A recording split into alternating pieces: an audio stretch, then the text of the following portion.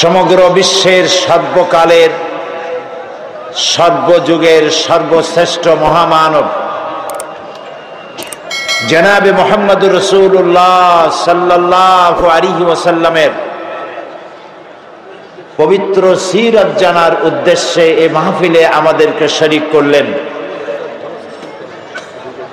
সেই মনিবের দরবারে শুকরগুজার হচ্ছি। আমরা সকলে পড়ছি আলহামদুলিল্লাহ। আপনারা মাহফিলে আসতে পেরে বেজার না খুশি? অল্প না বেশি? সেই রকম বেশি মহব্বতের সাথে পড়েন আলহামদুলিল্লাহ। রব্বানা লাকাল হামদ হামদান কাসীরান তাইয়্যিবান মুবারাকান ফীহি ইয়া রাব্বি লাকাল হামদু কামা ইয়ানবাগি লিজালালি ওয়াজহিকা ওয়া আযীমি সুলতানিকা।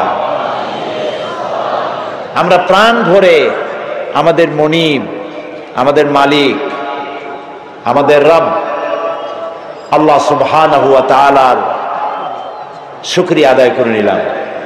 তিনি দয়া করে আমাদেরকে মাহফিলে উপস্থিত করেছেন। তিনি যদি আমাদেরকে আসতে তৌফিক না দিতেন আমরা কেউ আসতে পারতাম না। এটা ঠিক কিনা? তিনি আজকের এই মাহফিল তার হাবিবের শানে আয়োজিত মাহফিলে যাদেরকে পছন্দ করেছেন কেবলমাত্র তারাই আসতে পেরেছেন। এমন তো হয়েছে 20 মাইল, 25 মাইল, 30 মাইল, 50 মাইল বা তারও অধিক দূরত্ব থেকে লোকেরা এসছেন। আবার এমনও হয়েছে যে ঘরের কাছে, মাহফিলের কাছে, কিন্তু আসার সৌভাগ্য হয়নি। হয়েছে না এমন? আমি আসরের নামাজের পরে খবর পেলাম পিরোজপুর থেকে, পিরোজপুরের জিয়ানগর উপজেলা থেকে একজন চেয়ারম্যান এবং একটি কলেজের প্রিন্সিপাল এবং সে এলাকার একজন দায়িত্বশীল ব্যক্তি, তারা একটা বেবি ট্যাক্সিতে করে পিরোজপুর থেকে এই মাহফিলে আসার জন্য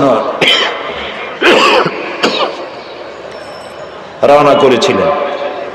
প্রতিমধ্যে অ্যাক্সিডেন্ট করেছেন।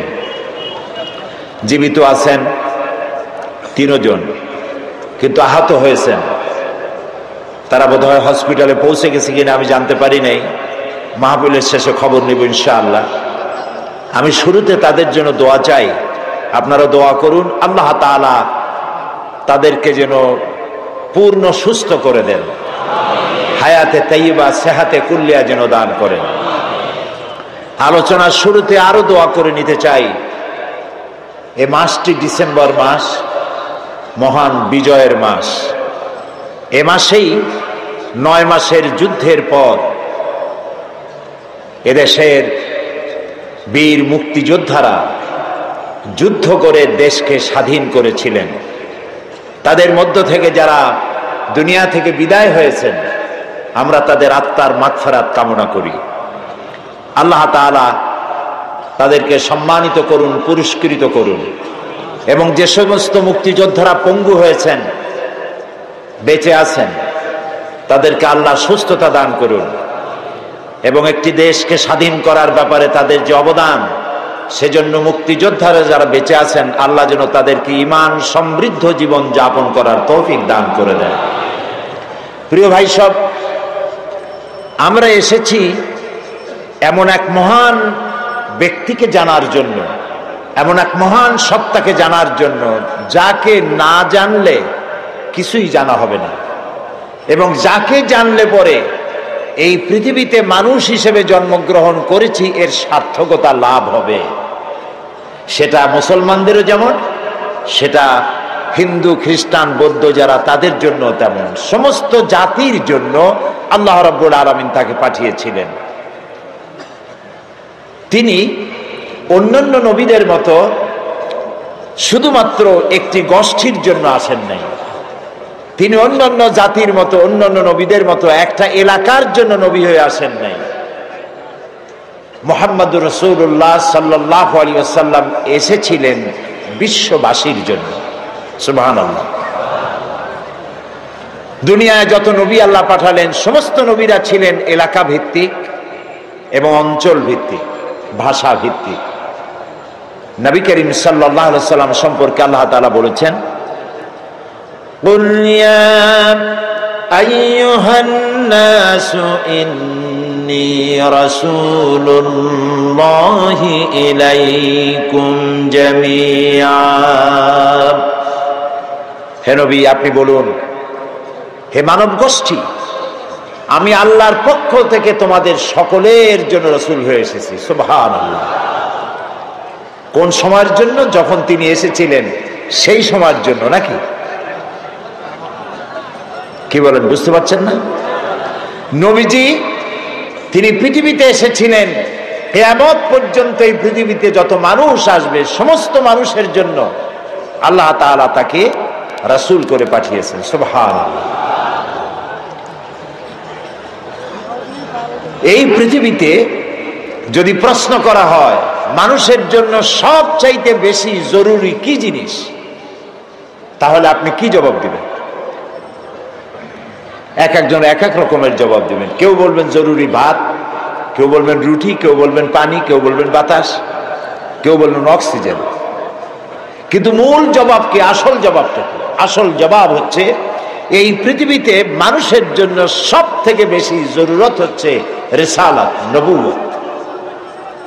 কারণ আল্লাহ তাআলা আমাদেরকে সৃষ্টি করেছেন কোন পথে চললে পরে আমরা আল্লাহর নৈকট্য লাভ করতে পারবো।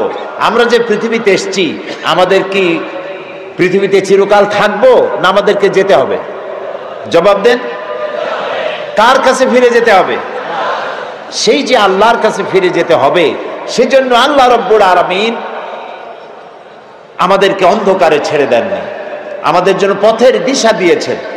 আর সেজন্য তিনি নবী পাঠিয়েছেন। আদম আলাইহিস সালাম থেকে শুরু করে মুহাম্মদুর রাসূলুল্লাহ, সবাই বলেন সাল্লাল্লাহু আলাইহি ওয়াসাল্লাম, তার পর্যন্ত যত নবী পাঠালেন সমস্ত নবীদেরকে আল্লাহ পাক নবুয়ত দিয়েছেন, নবী করে পাঠিয়েছেন। তাদের কোনো ভুল নাই, তাদের কোনো গুনাহ নাই, তারা সবাই মাসুম, তারা বেগুনাহ। এই নবীদের মধ্যে সর্বশেষ এবং সর্বশ্রেষ্ঠ নবী হলেন মুহাম্মদ রাসূলুল্লাহ সাল্লাল্লাহু আলাইহি ওয়াসাল্লাম। নবী করিম সাল্লাল্লাহু আলাইহি ওয়াসাল্লামকে আল্লাহ তাআলা এমন একটা সময় পাঠালেন যখন গোটা পৃথিবীতে মানুষ ছিল ধ্বংসের দ্বার প্রান্তে। চুরি, ডাকাতি, জেনা, ব্যভিচার, হত্যা, ধর্ষণ, এমন কোনো পাপ নাই যা মানুষ করত না। যেই দেশে রাসূল আসলেন সেই দেশে মানুষ, তাদের চিন্তা ছিল যে আমি মানুষকে খুন করব না কেন, লুট করব না কেন, মিথ্যা কথা বলবো না কেন, নারী অপহরণ করব না কেন। এর কোনো যুক্তিসঙ্গত কারণ তাদের জানা ছিল না, সবটাই তারা বৈধ মনে করত। এবং কতটা জাহিল ছিল যে এই গোত্রের লোকেদের উটের পানি খাওয়ার আগে আরেক গোত্রের লোকের উটের পানি খাওয়াইল কেন? এই অপরাধে তারা একে অপরের বিরুদ্ধে গোত্রে গোত্রে লড়াই হয়েছে বছরের পর বছর, যুগের পরে যুগ। এরকমের জেহালাতে পরিপূর্ণ ছিল সমাজ। অর্থাৎ পৃথিবী ছিল এক ধ্বংসের প্রান্তে। এই ধ্বংস থেকে বাঁচানোর জন্য আল্লাহর রহমত ছাড়া আর কোনো উপায় ছিল না। সেরকম একটি সময় আল্লাহ রাব্বুল আলামিন তার রহমত পাঠালেন। আল্লাহ তাআলা কোরআনে কারিমে বলছেন, ওয়ামা আরসালনাকা ইল্লা রাহমাতাল লিল আলামিন। হে নবী, আমি আপনাকে গোটা সৃষ্টি জগতের জন্য আমার রহমত করে পাঠিয়েছি। সুবহানাল্লাহ। প্রিয় ভাই সব, আমি সেই রাসূলের কথা আপনাদেরকে শোনাতে এসেছি যিনি আকাশের নিচে জমিনের উপরে সব থেকে শ্রেষ্ঠ মানুষ, জাত থেকে শ্রেষ্ঠ পৃথিবীতে আর কেউ। আমি আপনাদের সামনে এমন এক মহান ব্যক্তিত্বকে জানাতে এসেছি যিনি, যার মর্যাদা শুধু আকাশের নিচে নয়, আল্লাহর আরশের নিচে, জমিনের উপরে, আল্লাহর পরেই যার মর্যাদা, সুবহানাল্লাহ বলবেন না? তার সম্পর্কে। তবে তার সম্পর্কে আলোচনা করা আমার মতো আকিঞ্চন, আমার মতো ছোট্ট, নগণ্য, সামান্য জ্ঞানের অধিকারী কিভাবে এত বড় বিশাল ব্যক্তিত্ব সম্পর্কে আপনাদের সামনে আমি তুলে ধরব। ওমা তৌফিকি ইল্লা বিল্লাহ। আমি বলে থাকি, আটলান্টিক মহাসাগর, প্রশান্ত মহাসাগরের পানি যদি কেউ মাপতে যায় চামচ দিয়ে, তাহলে তাকে কি মনে করা হবে? তার সুস্থতা, মস্তিষ্কের সুস্থতা সম্পর্কে চিন্তা করতে হবে। আটলান্টিক মহাসাগরের পানিও হয়তো একদিন চামচ দিয়ে মাপা হয়তো সম্ভব হতেও পারে, কিন্তু নবী করিম সাল্লাল্লাহু আলাইহি সাল্লামের জীবন আলেখ্য, তার পবিত্র জীবন আলোচনা করে শেষ করা যাবে না। সুবহানাল্লাহ বলেন।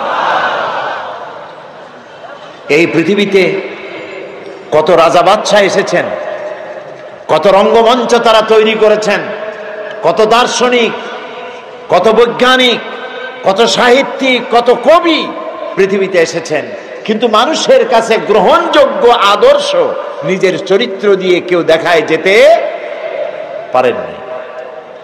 নবী করিম সাল্লাল্লাহু আলাইহি সাল্লাম এক ব্যতিক্রম ধর্মী মানুষ, আল্লাহ তাকে পাঠাইছিলেন পৃথিবীতে। তার জীবন দুই রকম ছিল না। দুনিয়ার সব নেতাদের জীবন হয় দুই রকম সাধারণত।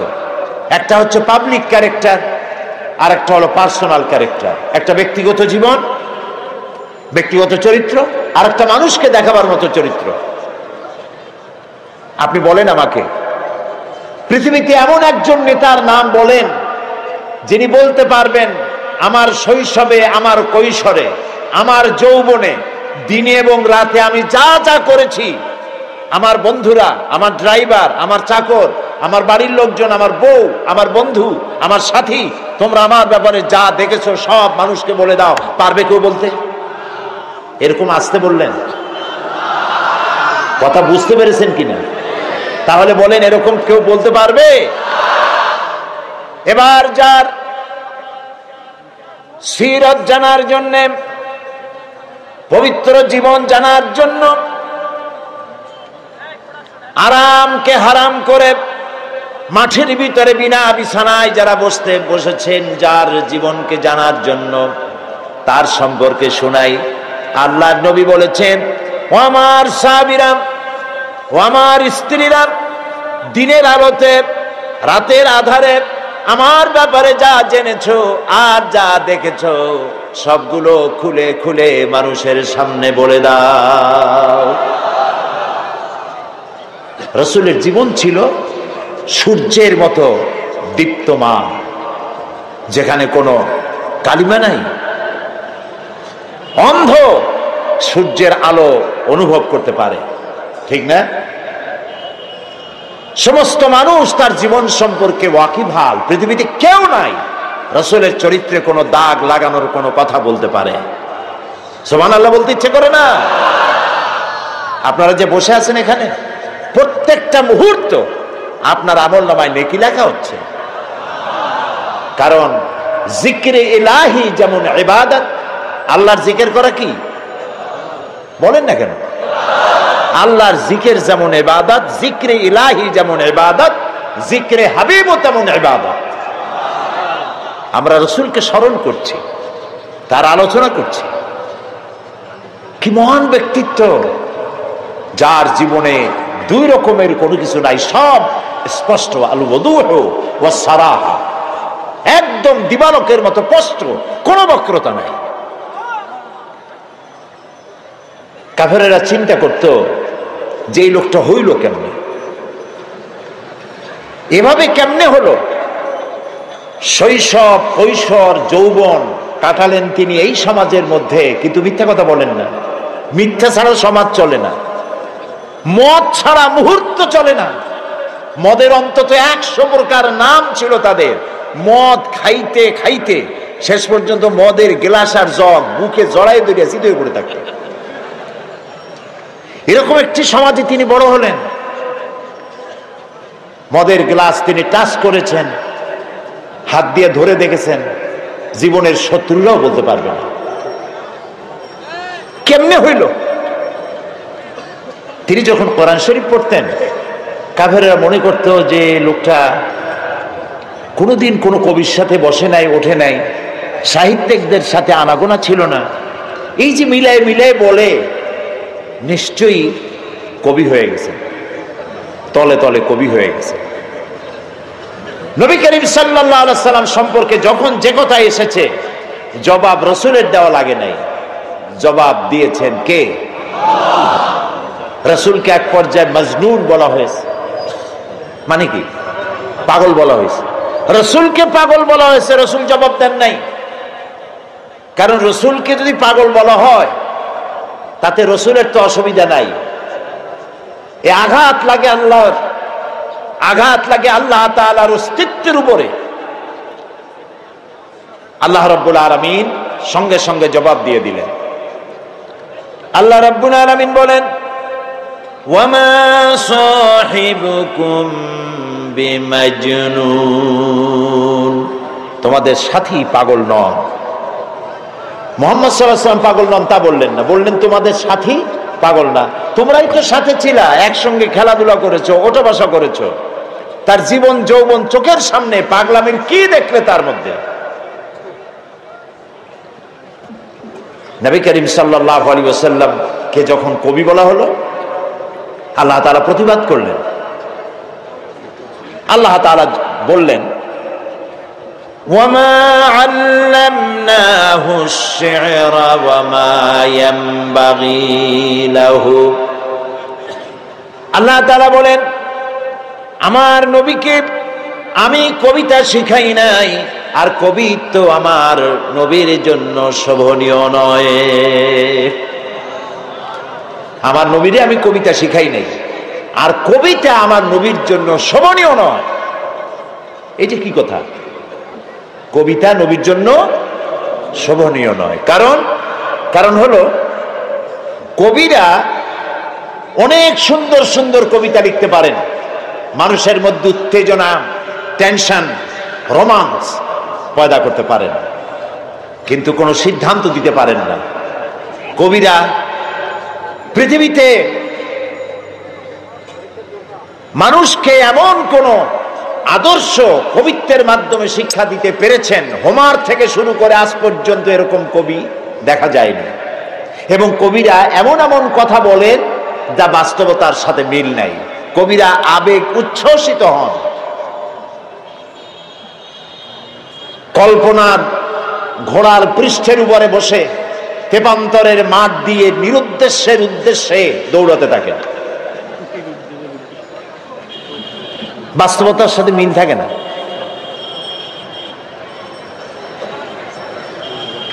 যেমন আমি একটু দেখাই, দৃষ্টান্ত দিলে বুঝতে সুবিধা। কি বলেন? আমাদের জাতীয় কবি কাজী নজরুল ইসলাম, আমি তার জন্য দোয়া করি, সব সময় মনে আসলেই দোয়া করি। আল্লাহ তাআলা তার দোয়াটা কেমনি কবুল করলেন দেখলেন? তিনি বলেছিলেন, মসজিদেরই পাশে আমার কবর দিও ভাই, যেন সকাল সন্ধে মুয়াজ্জিনের আজান শুনতে পাই। দোয়া কবুল হয়েছে? তাও কথা কয় না লোকেরা। ওইখানে বিশ্ববিদ্যালয়ের মসজিদের পাশে তার কবর হয়েছে, সকাল সন্ধ্যা আজান শুনতেছে। ওইখানে আর এক শয়তানের কবরও দিতে চাইছিল। দেখেন, কাজী নজরুল ইসলাম, আমার মন বলে এমন সময় তিনি কলম ধরেছিলেন যখন মুসলমানদের পক্ষে কলম ধরার লোক ছিল না। শুধুমাত্র আল্লাহর নবীর নামে, নবীর শানে যেসব নাত রচনা করেছেন, যেসব গজল কবিতা রচনা করেছেন, আল্লাহ ইচ্ছে করলে এর বদৌলতে তাকে জান্নাত দিয়ে দিবেন। আল্লাহ যেন দয়া করে নজরুলকে জান্নাত দান করেন, আমরা বলি আমিন। নজরুল ইসলামের কথা আনলাম কেন? ওই যে কবিতা, যারা কবি হন আবেগে উচ্ছ্বাসিত হয়ে এমন সব কথা বলেন যার সাথে বাস্তবতার মিল নেই। যেমন তিনি এক জায়গায় লিখেছেন, মোর প্রিয়া হবে এসো রানী, দেব খোবায় তারার ফুল।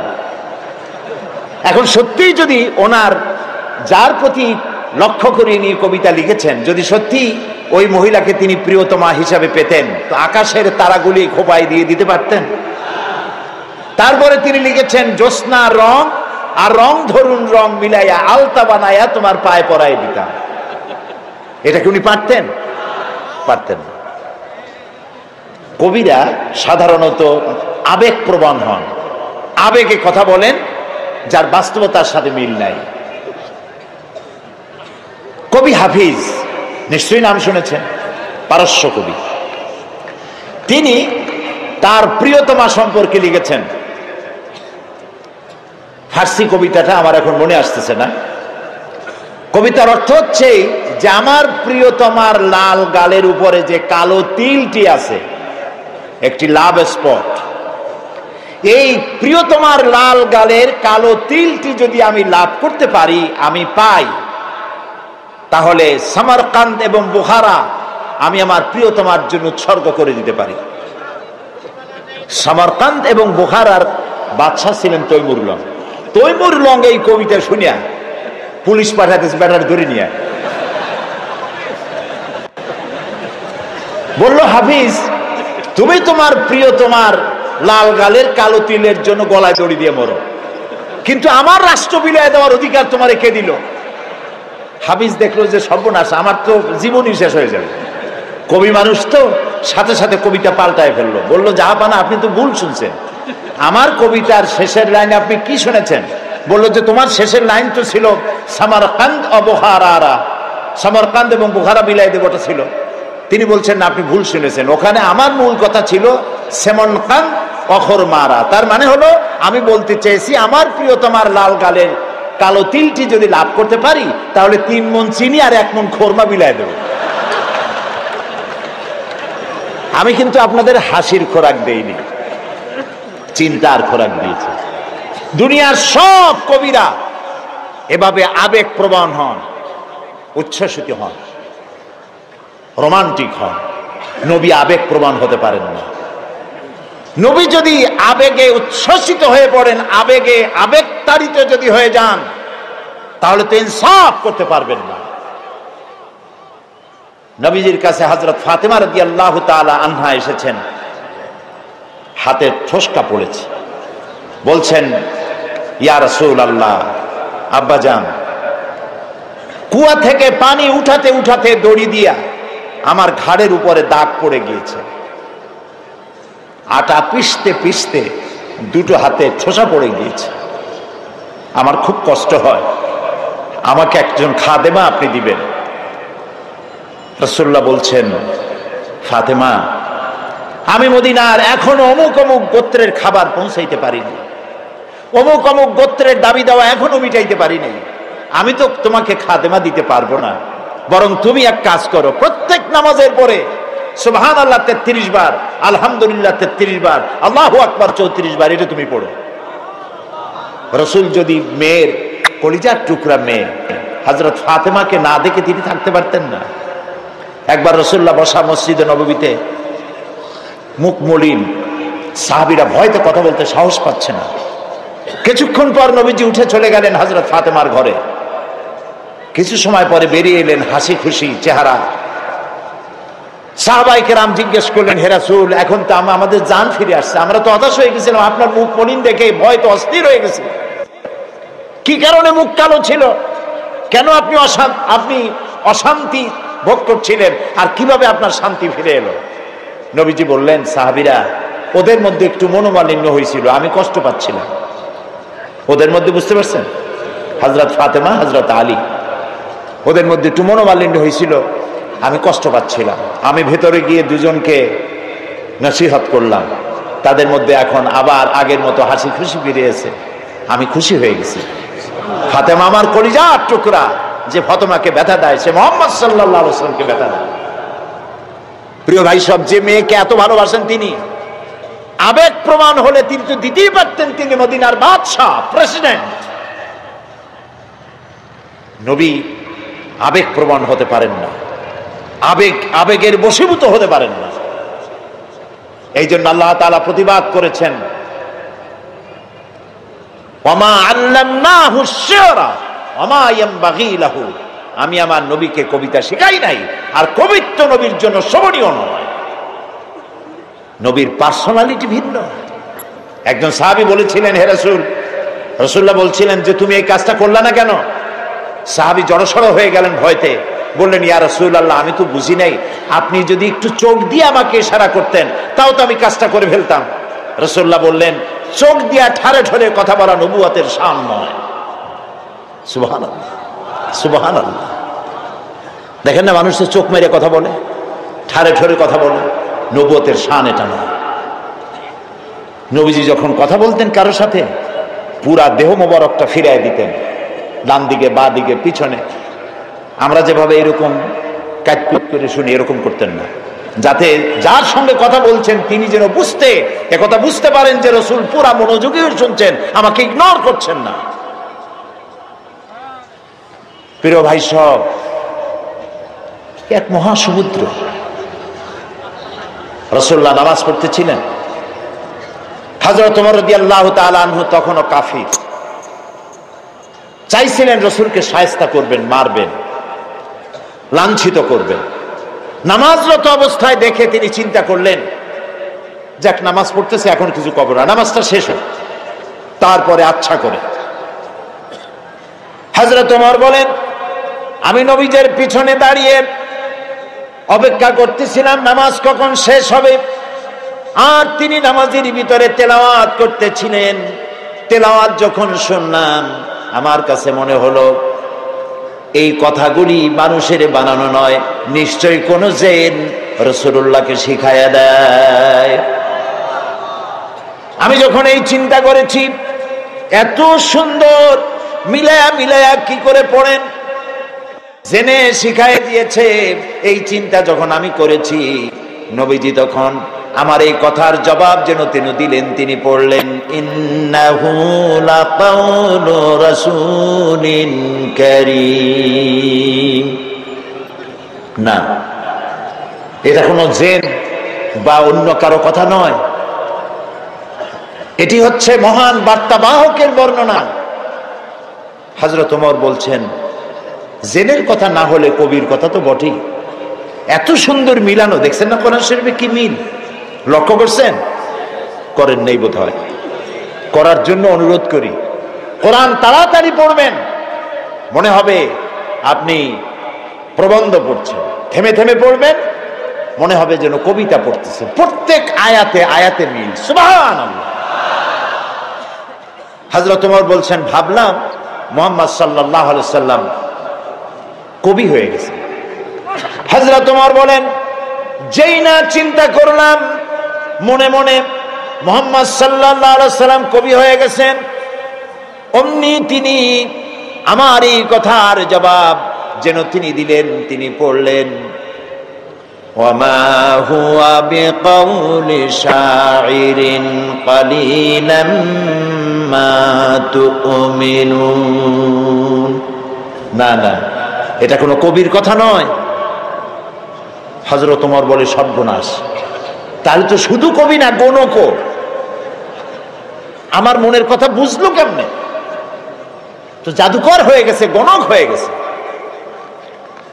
হযরত ওমর বলেন, যখন আমি মনে মনে চিন্তা করলাম গণক হয়ে গেছেন, অমনি নবীজি আমার সে কথারও জবাব দিয়ে দিলেন। তিনি পড়লেন, ওয়ালা বিকাউলি কাহিনিন কালিলাম মা তাযাক্কারুন। না না, এটা কোনো গণকের কথা নয়, তোমরা খুব কমই উপদেশ গ্রহণ করে থাকো। হযরত ওমর বলেন, আমার মনে হচ্ছিল আমার পায়ের তলা থেকে মাটি সরে যাচ্ছে। কি আশ্চর্য কথা! যা বলি মনে মনে তারই জবাব আসে। নামাজের মধ্যে কি করে বোঝেন তিনি? হযরত ওমর বলেন, প্রত্যেকটি কথার জবাব, মনের প্রশ্নের জবাবগুলি যখন আসতেছিল, তখন আমার চোখের সামনে বিরাট একটা জিজ্ঞাসাবোধক চিহ্ন ঘুরতেছিল। এটা জেনের কথা নয়, কবির কথা নয়, গণকের কথা নয়, তবে এটা কি? যেই না চিন্তা করেছি, তবে এটা কি? অমনি নবীজি তেলাওয়াত করলেন তানজিলুম মির রাব্বিল আলামিন। আল্লাহ রাব্বুল আলামিনের নাযিলকৃত কিতাব। হযরত ওমর বলছেন, আমার মনে হচ্ছিল ঈমান ইসলাম তার শিকড় শুদ্ধ আমার কলিজার মধ্যে ঘিরে বসতেছে, কিন্তু তখনও সময় আসে নাই হযরত ওমরের ঈমান কবুল করার। প্রিয় ভাই সব, রাসূলকে আল্লাহ রাব্বুল আলামিন পৃথিবীতে পাঠালেন এজন্য নয় তিনি আমাদেরকে মেসাক করা শুধু শিখাবেন, তিনি আমাদেরকে শুধু দাড়ি আর টুপির কথা বলবেন। একটি সমাজ বিপ্লব, একটি রাষ্ট্র বিপ্লব করার জন্য পাঠিয়েছেন। চুরি, ডাকাতি, জেনা, ব্যভিচার, হত্যা, ধর্ষণে ভরপুর সমাজ, এখানে এসেছেন তিনি। এই জাতির উপায়, এ মানুষ বাঁচবে কি করে, এর লক্ষ্য কি, উদ্দেশ্য কি, যাবে কই? আহারে, গরিবদের বাঁচার কোনো অধিকার নাই। গরিবরা শোষিত, নির্যাতিত, নিপীড়িত, নিগৃহীত। বড় লোকদের সব জোর জার মুলুকটা। আর নারী, নারীর জীবনের তো কোনো দামই নাই। নারী হয়ে জন্মগ্রহণ করাই আজন্ম পাপ। মেয়ে হয়ে জন্মগ্রহণ করেছে, আষাঢ় মেরে মেরে ফেলতেছে। রাসূল এই জিনিসগুলি দেখলেন, নিজের চোখে অবলোকন করলেন। একটা ব্যতিক্রমী স্বভাব দিয়ে তিনি তৈরি হচ্ছেন। লোকেরা লক্ষ্য করলো, এক পর্যায়ে মক্কার লোকেরা রাসূলের নাম ভুলে গেল। নাম ছিল কি? নাম কি? মুহাম্মদ। বলেন নাম কি? সবাই বলেন সাল্লাল্লাহু আলাইহি ওয়াসাল্লাম। মনে থাকে যেন রাসূলের নাম যখন শুনবেন, যখন পড়বেন, কি বলবেন?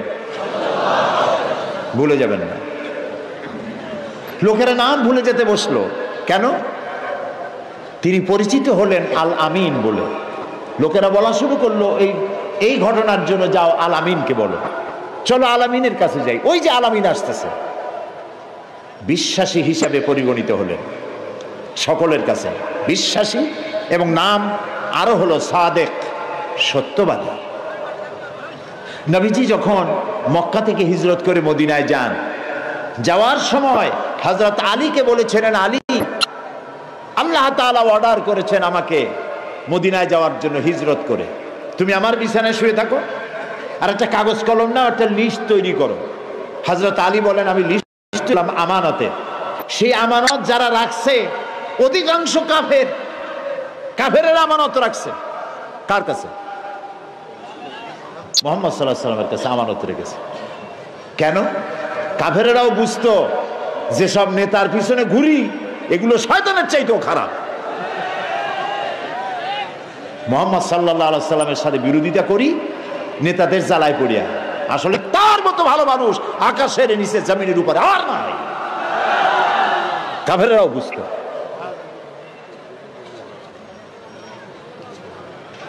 এখনো আমাদের দেশে যত নেতা আছে, অনুসারীরা বোঝে খাঁটি শয়তান। নামাজ নাই না, দেখেন না, নামাজ নাই, রোজা নাই, আল্লাহ পরকালের চিন্তা নাই, মিথ্যা কথা বলে অনবরত। মানুষে যেমন বমি করে হড় হড় করিয়া মুখ দিয়া মিথ্যাগুলি বমির মতো বাইর হইতে থাকে।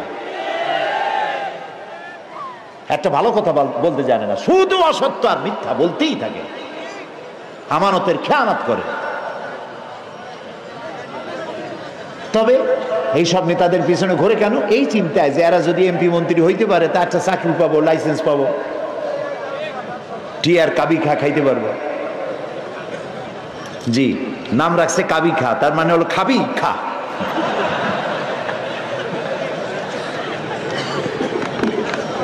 নবী করিম সাল্লাল্লাহু আলাইহি ওয়াসাল্লাম, আপনার আমার জীবন, আমাদের মা বাপের জীবন উৎসর্গ হোক রাসূলের কদম মোবারকের উপরে। সারাটা দুনিয়া ঋণী তার কাছে, তার স্বভাব চরিত্রের কাছে। মুহাম্মদুর রাসূলুল্লাহ সাল্লাল্লাহু আলাইহি ওয়াসাল্লাম এই সমাজে বড় হলেন, বেড়ে উঠলেন, লক্ষ্য করলেন এদের বাঁচাবো কেমনে, উপায় কি? তিনি গারে হেরায় চলে গেলেন।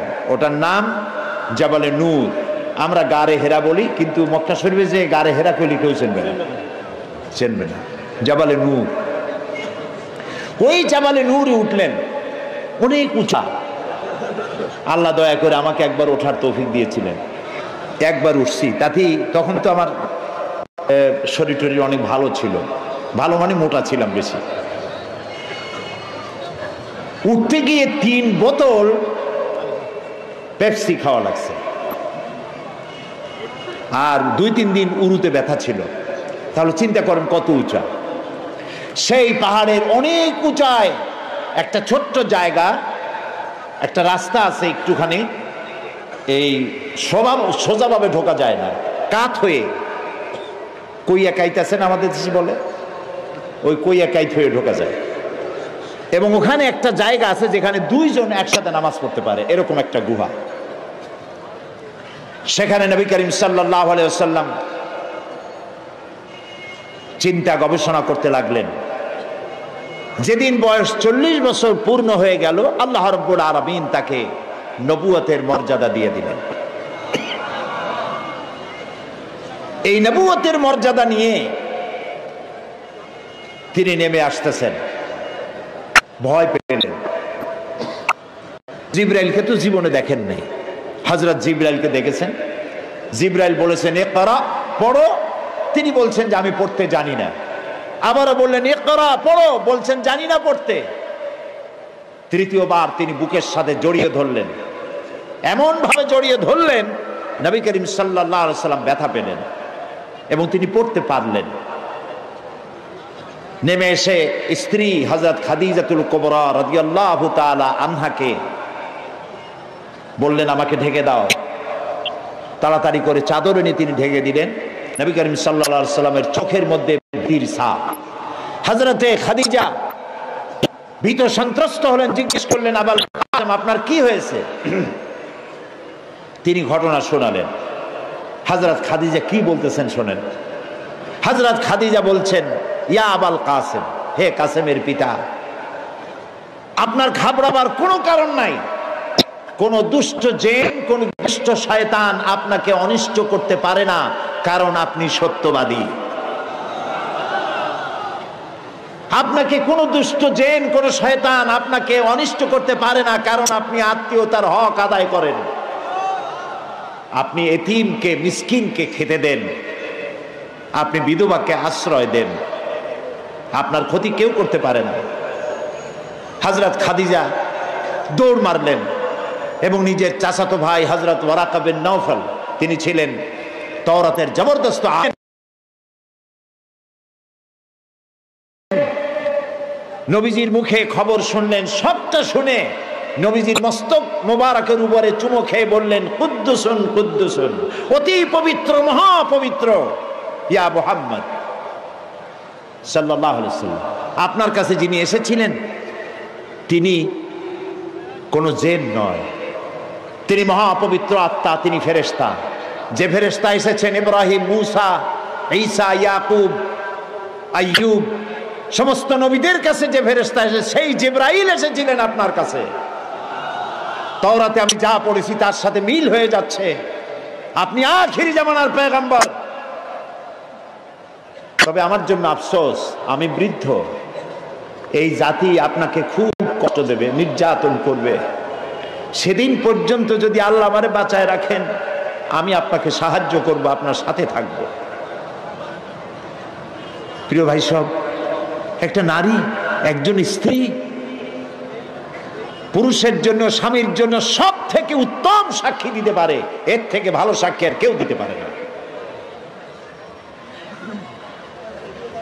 আল্লাহর নবী যখন তার স্ত্রী হযরত খাদিজা রাদিয়াল্লাহু তাআলা আনহাকে যখন দাওয়াত দিয়েছেন, আল্লাহ রাব্বুল আলামিন যখন দাওয়াতের জন্য বলে দিলেন নিকটবর্তী আত্মীয়দেরকে দাওয়াত দাও, সর্বপ্রথম নবীজি গিয়ে হযরত খাদিজাকে দাওয়াত দিলেন, বললেন আল্লাহ ছাড়া কোনো ইলাহ নাই, মাবুদ নাই, তার উপর ঈমান আনো, আর আমি মুহাম্মদ রাসূলুল্লাহ সাল্লাল্লাহু আলাইহি সাল্লাম আখিরি জামানার পয়গম্বর, আমার উপর ঈমান আনো।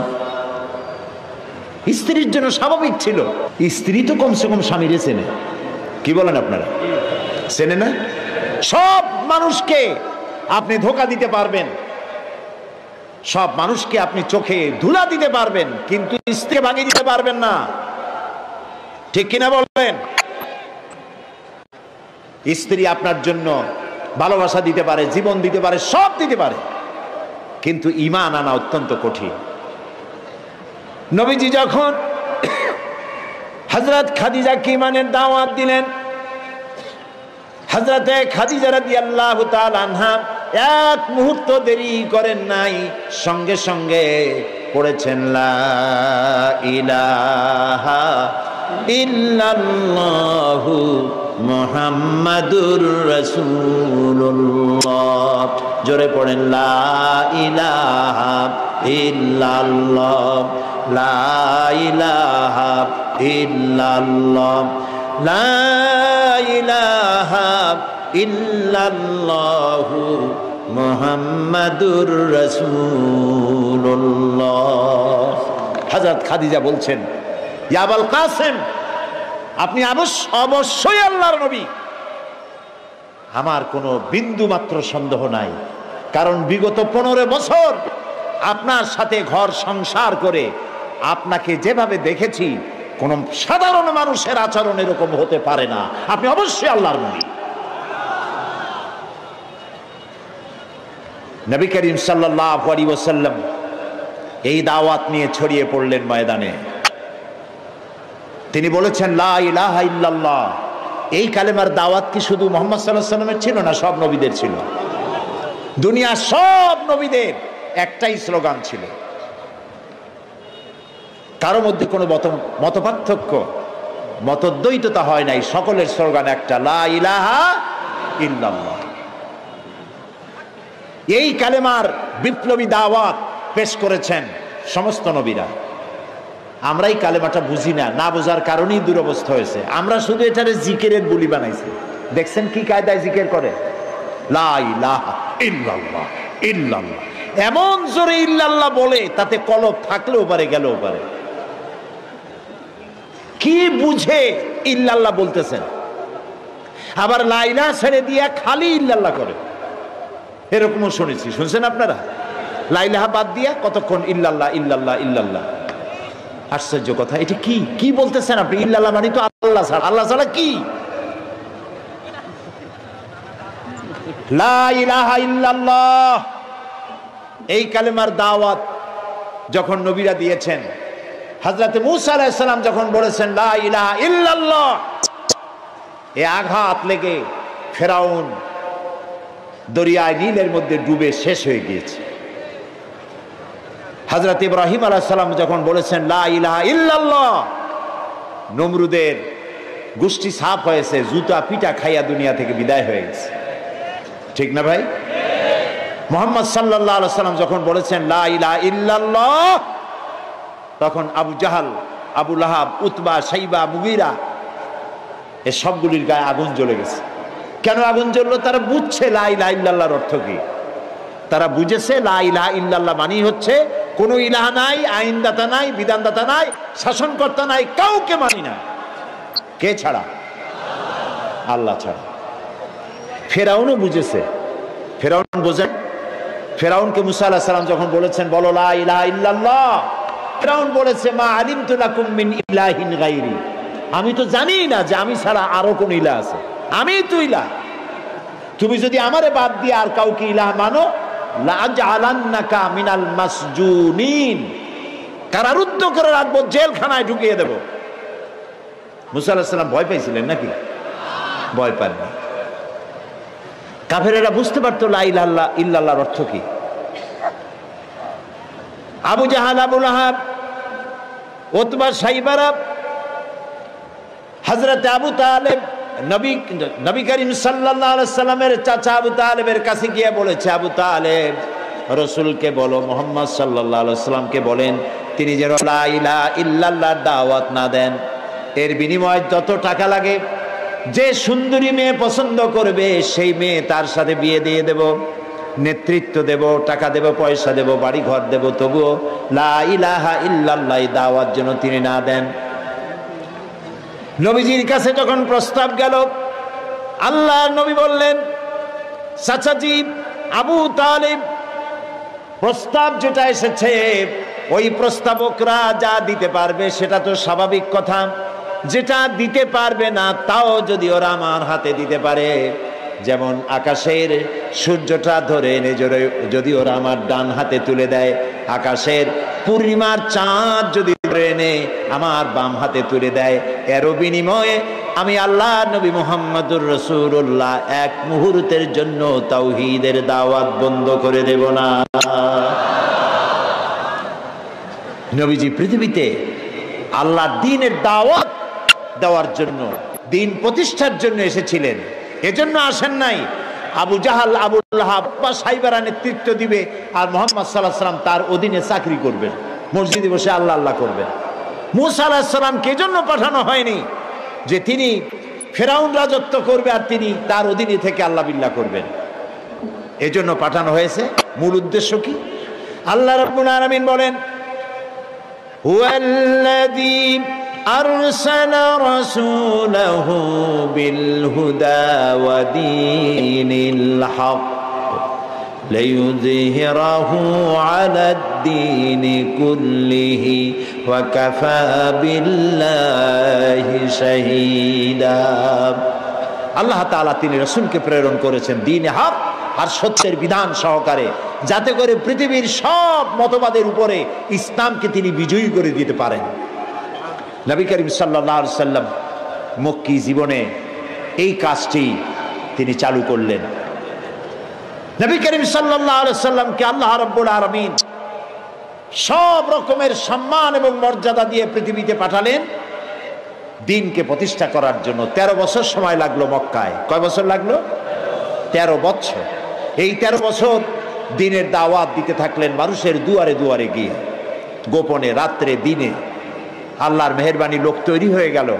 আবু বকর, ওমর, ওসমান, আলী, খাব্বাব, খুবাইব রিদওয়ানুল্লাহ তাআলা আলাইহিম আজমাইন, এই সব লোক তৈরি হয়ে গেল। কেমন লোক তৈরি হলো? যে হযরত ওমর রাসূলকে হত্যা করতে আসছিলেন, সেই ওমরকে আল্লাহ এমন দরজায় পৌঁছায় দিলেন, রাসূল বললেন, লা নাবিয়্যা বাদি ওয়ালা রাসূলা, আমার পরে নবীও হবে না, রাসূলও হবে না, কিন্তু আমার পরে যদি কেউ নবী হতো লাকানা ওমর, ওমরে আল্লাহ নবী বানাই দিতেন। সুবহানাল্লাহ বলুন। এইসব লোক তৈরি হয়ে গেল। 13 বছর সময় লাগলো। আল্লাহ রাব্বুল আলামিন হিজরতের অর্ডার দিয়ে দিলেন।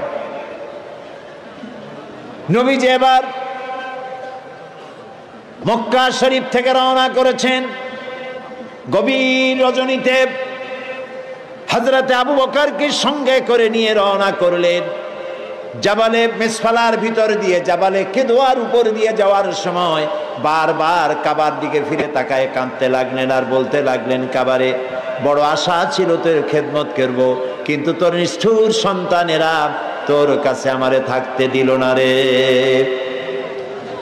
নবীজি হযরত আবু বকর রাদিয়াল্লাহু তাআলা আনহুকে সঙ্গে নিয়ে জাবালে সুরে চলে গেলেন। হজরে রক্ত হয়ে গেল।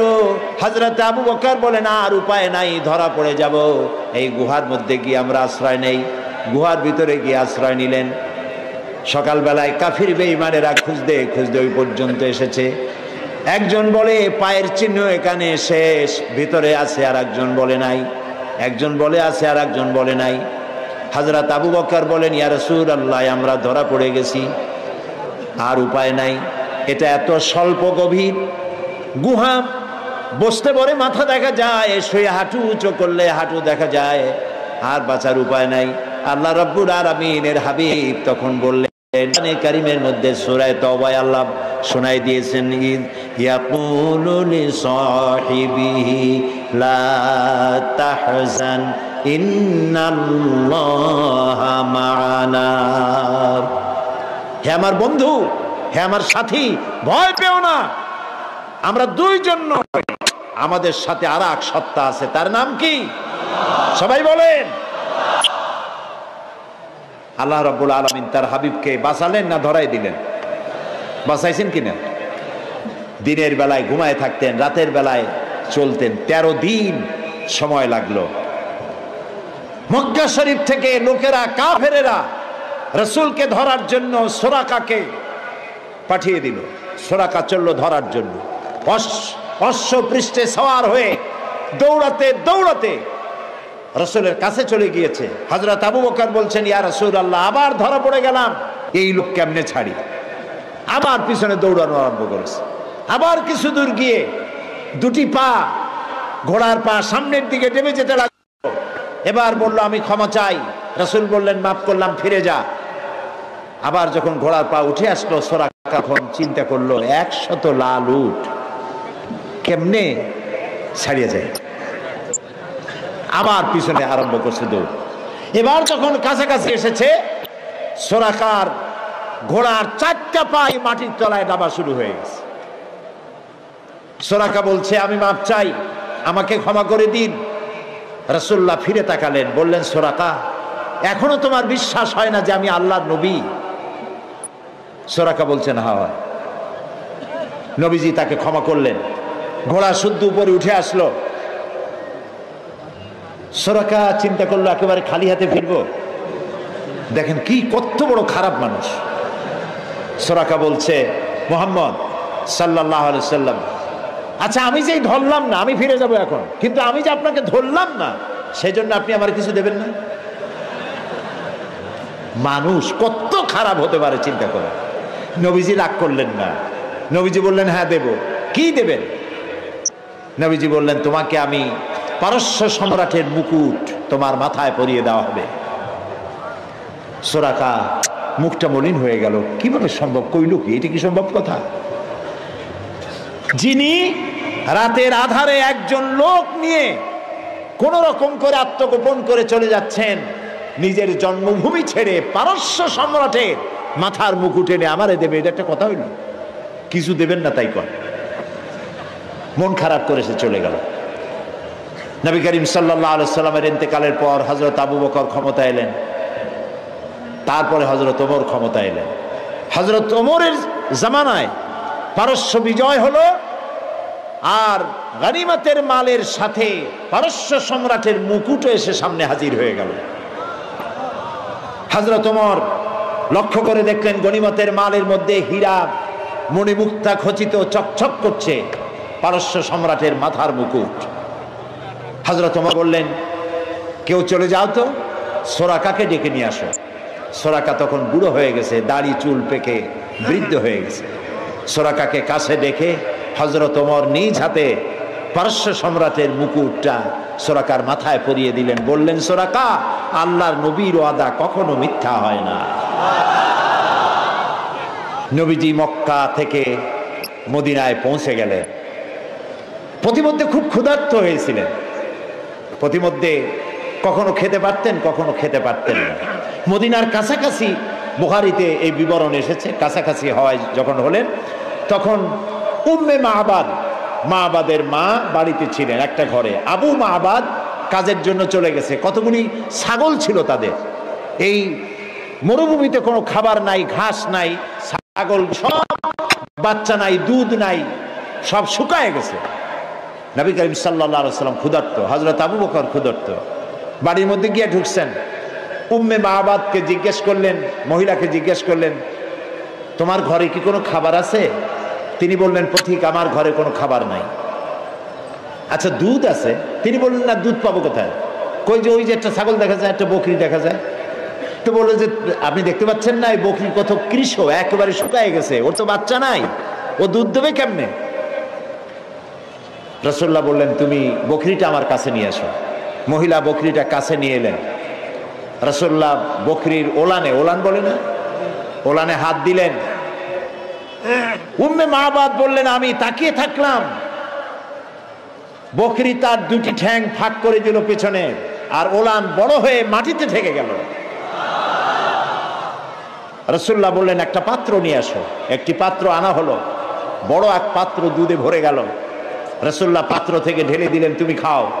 নিজে খায়েন, হযরত আবু বকরকে খাওয়ালেন। পাত্র পরিপূর্ণ থাকলো। বলল, তোমার স্বামী এলে তাকে দিও।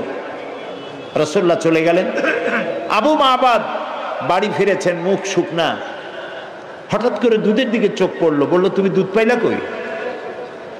আবু মাহবাদ বলছে, পুরুষ বলছে যে, আমি তো সারাদিন কষ্ট করেছি, কিছু খাই নাই, তুমি দুধ পেলে কোথায়?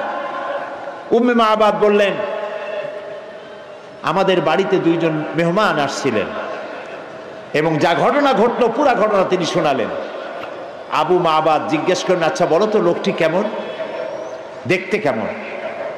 উম্মে মাবাদ বলছে, আবু মাবাদ, আমি সেই পুরুষটির কথা কি বলবো, আমার জীবনে এত সুন্দর সুপুরুষ আমি জীবনে দেখি নাই। তার চক্ষু আনত, তিনি উপরের দিকে তাকায় কথা বলেন না, প্রয়োজনের বেশি একটি কথাও বলেন না। তার চলা, তার বসা, তার কথা, মুখের বাণী মণিমুক্তার মতো আমি সারা জীবনে এমন মানুষ দেখি নাই। আবু মাবাদ বৃদ্ধ মানুষ সব শুনে বলল, খুব সম্ভব তওরাতে যে শেষ নবীর কথা শুনেছি নিঃসন্দেহে তিনিই হবেন, আমার ভাগ্য খুলে গিয়েছে। প্রিয় ভাই সব, রাসূলকে আল্লাহ রাব্বুল আলামিন এমন সৌন্দর্য দিয়েছিলেন, পৃথিবীতে এত সুন্দর সুপুরুষ পৃথিবীতে আর আছে নাই। এই দুনিয়ার কোন শিল্পী তার তুলি দিয়ে রং দিয়ে এত সুন্দর ছবি আঁকাইতে পারবে না পৃথিবীর কোন মানুষ। কারণ এই ছবি এঁকেছিলেন যিনি, তিনি শিল্পীর শিল্পী। তিনি কে? আল্লাহ তাআলা।